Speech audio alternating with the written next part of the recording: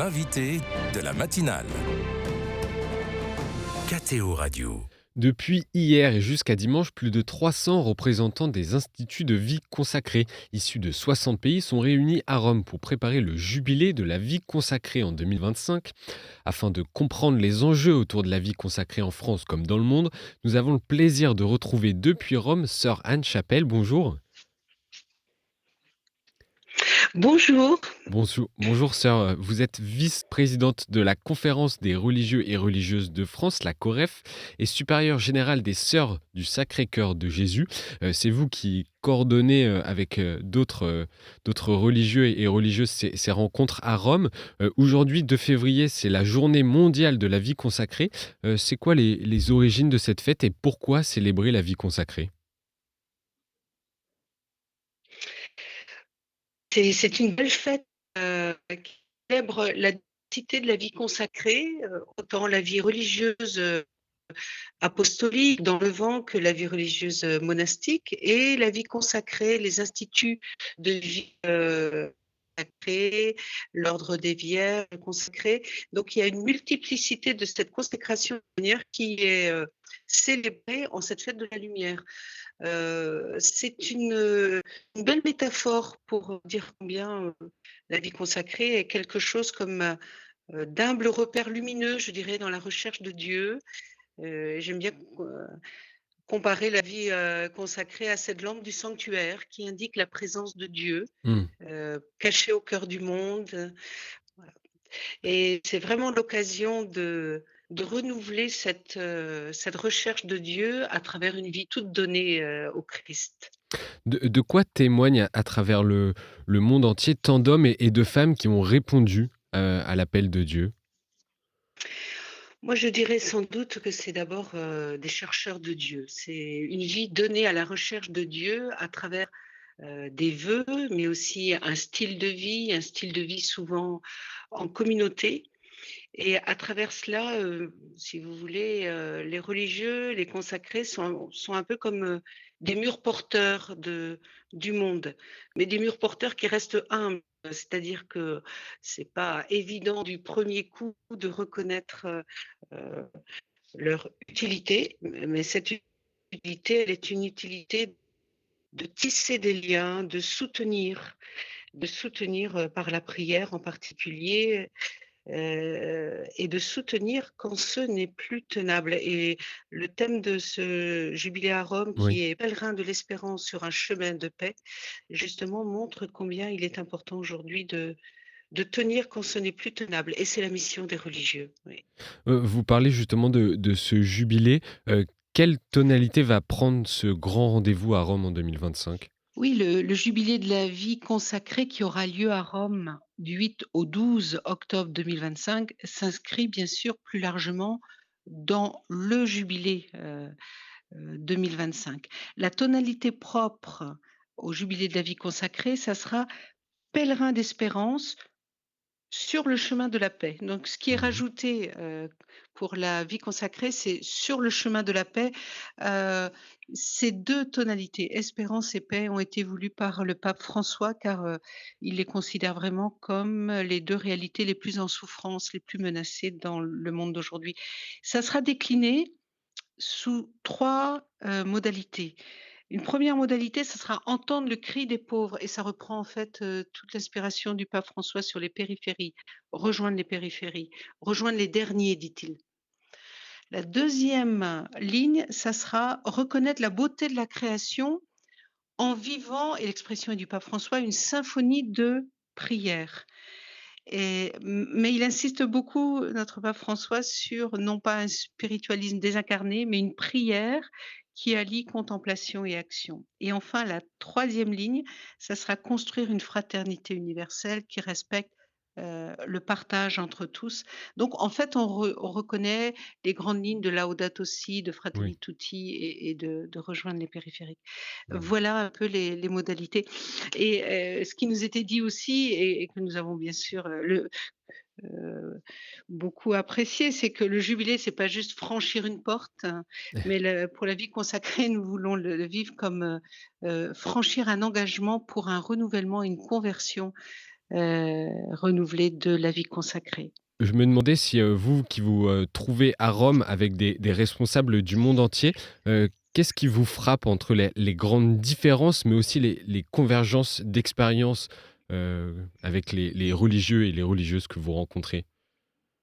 Peut-être que ce qui frappe dans un premier temps, c'est plutôt les convergences.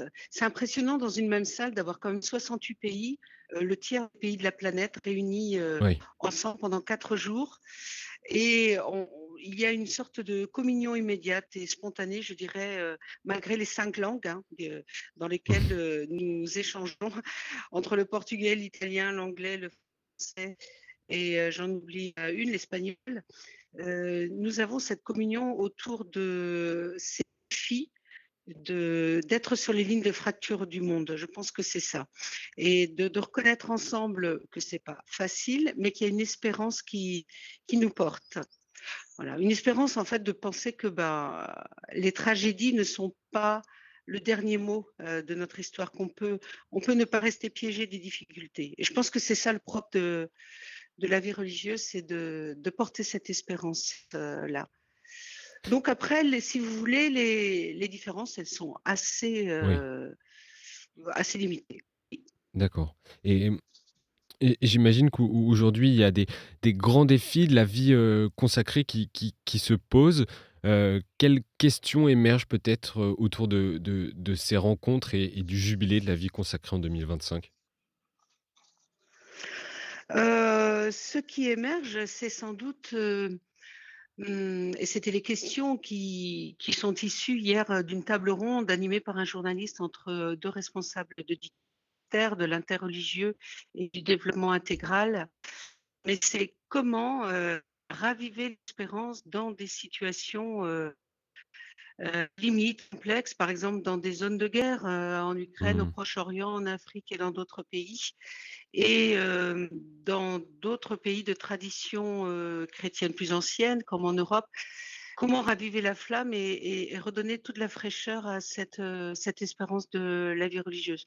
Je pense que c'est ça les problèmes qui émergent.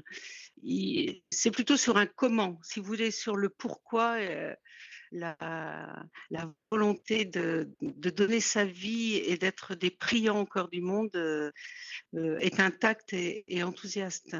Mais c'est comment rester en prise peut-être, oui, oui, Mmh, c'est quelque chose de cela. c'était l'objet de discussion hier. Vous savez quelles vont être, les discussions des aujourd'hui et des jours à venir? S'il y aura d'autres questions qui vont émerger pendant ces rencontres?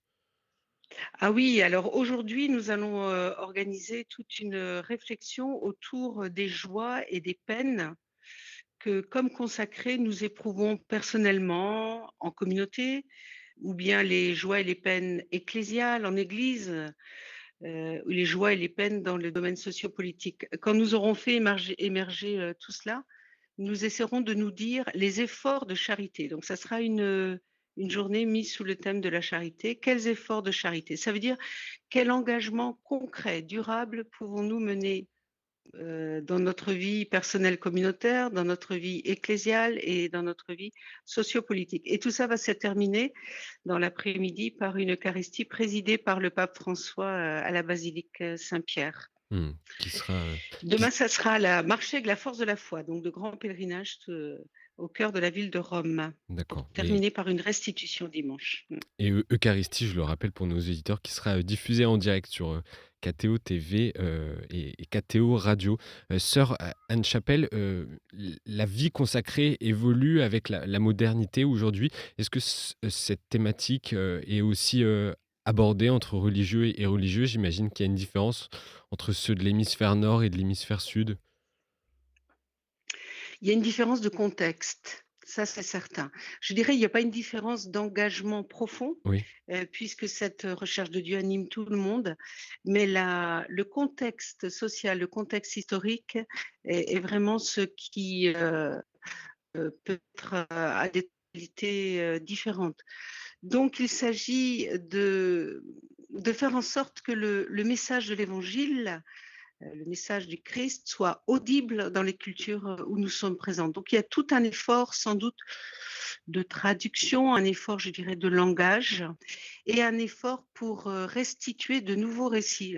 Ce religieux, originaire du Congo qui nous prenait l'image des arbres pour parler de l'espérance. Il dit, «Planter aujourd'hui des arbres dont les fruits, ne nous bénéficieront pas, mais bénéficieront aux générations qui viendront après nous, voilà ce qu'est l'espérance». Donc il y a tout un travail au niveau, des récits, Mmh. et selon le contexte du pays pour, heu, parler autrement et de façon un peu nouvelle de l'Évangile. Oui, Et oui. et est-ce que les communautés contemplatives ou de vie apostolique perçoivent ces transformations au même rythme sur les 5 continents? D'emblée, la vie monastique et la vie apostolique vivent une temporalité différente, hein. Nos frères moines et moniales sont engagés dans une temporalité peut-être, plus déployée, plus lente. La vie apostolique est, confrontée immédiatement à de grands changements et nous nous apportons les unes aux autres. Je veux dire que la vie apostolique a peut-être un effet moteur sur la vie monastique et la vie monastique rappelle une certaine sagesse et patience. Alors, l'enjeu, c'est de pas à la fois de s'adapter sans s'adapter, voilà.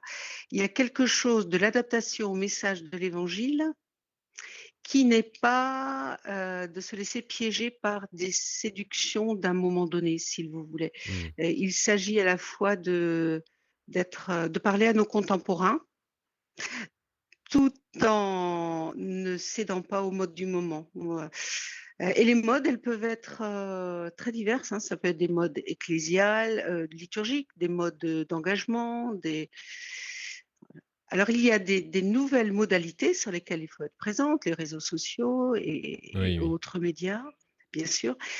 Mais il y a cette profondeur du message du Christ qui traverse, les époques. Et nous le vivons bien, par, nos fondateurs qui ont lancé une intuition il y a un siècle, 2 siècles ou plus et dont nous vivons encore aujourd'hui.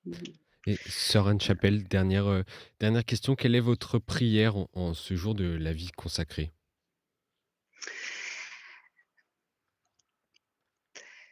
Ma prière en ce jour ici, c'est spontanément que tout soit un, et que la vie religieuse, la vie consacrée participe à construire cette unité en elle-même et au-delà d'elle-même, sous l'impulsion de la parole du Christ.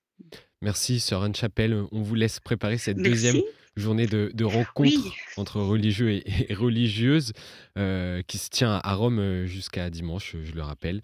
Et pour nos auditeurs, vous avez parlé de l'Eucharistie, aujourd'hui, qui sera diffusée, à 17h30, présidée par le pape François sur KTO TV et KTO Radio. Et notez bien à 20h30 également pour nos auditeurs, l'émission Sans langue de buis consacrée aujourd'hui à la vie consacrée féminine. Bonne journée sœur Anne Chapelle, merci beaucoup. bonne journée et bonne fête. Au Merci. revoir.